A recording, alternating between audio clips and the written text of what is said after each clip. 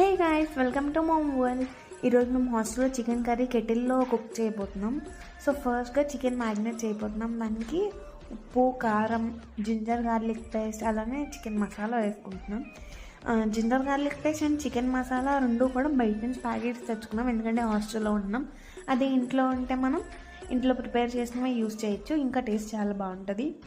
నేను ఇంకా egg, curd and lemon కూడా యాడ్ చేసి ఫుల్గా మిక్స్ చేసాము. ఈ మ్యాగ్నేట్ చేసిన దాన్ని ఒక హాఫ్ అన్ అవర్ కానీ 1 అవర్ కానీ సైడ్ పెట్టుకున్నాం. ఇంకా ప్యాన్లో ఆయిల్ వేసి ఆనియన్స్ ఫ్రై చేస్తాం, సాల్ట్ వేసి. తర్వాత దీంట్లో కూడా కొంచెం జింజర్ గార్లిక్ పేస్ట్ వేసి ఫ్రై చేయాలి. తర్వాత మనం మ్యాగ్నేట్ చేసిన చికెన్ కూడా వేసి బాగా మిక్స్ చేయాలి. తర్వాత వాటర్ వేసేస్తాం.